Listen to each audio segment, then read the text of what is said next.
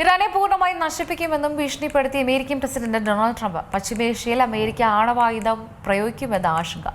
ട്രംപിന്റെ വാക്കിനായി കാത്തിരിക്കുന്നെന്ന് വ്യക്തമാക്കി Israel.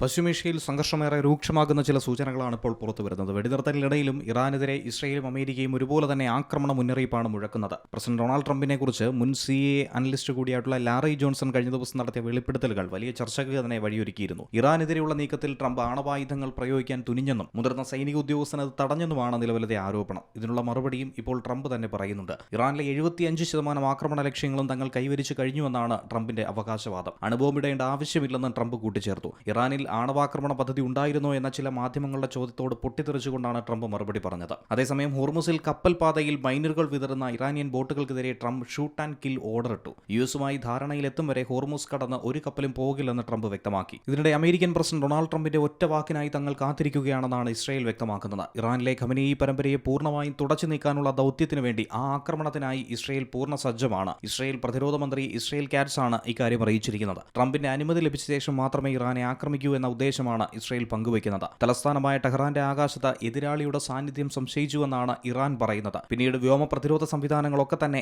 Activate മോഡിലേക്ക് മാറ്റിയതായും ഇറാൻ വ്യക്തമാക്കി. എന്നാൽ ഇസ്രയേലിൽ നിന്നും ആക്രമണ നീക്കങ്ങൾ ഉണ്ടായില്ലെന്നും ഇസ്രയേൽ കാറ്റ്സ് തന്നെ പറയുന്നു. നേരത്തെ ഇറാന്റെ പരമോന്നത നേതാവായിരുന്ന ആയത്തുള്ള അലി ഖമനേയെ വധിച്ചത് ഇസ്രയേലായിരുന്നു. തുടർന്ന് അദ്ദേഹത്തിന്റെ മകനായ മൊജ്തബ ഖമനേയി പരമോന്നത നേതാവായി. മൊജ്തബ പക്ഷേ പിന്നീട് പൊതുമധ്യത്തിൽ പ്രത്യക്ഷപ്പെട്ടിട്ടില്ല. അദ്ദേഹത്തിന് ഗുരുതരമായ പരിക്കുണ്ടെന്നുള്ള റിപ്പോർട്ടുകളും ഇപ്പോൾ പുറത്തുവരുന്നു. ആക്രമണത്തിൽ മൊജ്തബ ഖമനേയുടെ ഒരു കാൽ മുറിച്ചു മാറ്റേണ്ടി വന്നിട്ടുണ്ടെന്നും നിലവിൽ അദ്ദേഹം 3 ശസ്ത്രക്രിയകൾക്ക് വിധേയനായി കഴിഞ്ഞുവെന്നും റിപ്പോർട്ടുകളുണ്ട്. ഒരു കൃത്രിമകാൽ ഘടിപ്പിക്കാനുള്ള തയ്യാറെടുപ്പിലാണ് ഇപ്പോൾ ഡോക്ടർമാർ. കൂടാതെ സ്ഫോടനത്തിൽ അദ്ദേഹത്തിന്റെ മുഖത്തും ചുണ്ടുകളിലും ആഴത്തിലുള്ള പൊള്ളലേറ്റിട്ടുണ്ട്. ഇത് അദ്ദേഹത്തിന് സംസാരിക്കാൻ പോലും വലിയ തടസ്സമുണ്ടാക്കിയെന്നാണ് ഏറ്റവും ഒടുവിൽ പുറത്തുവന്ന റിപ്പോർട്ടുകൾ സൂചിപ്പിക്കുന്നത്. International desk C Malayalam news.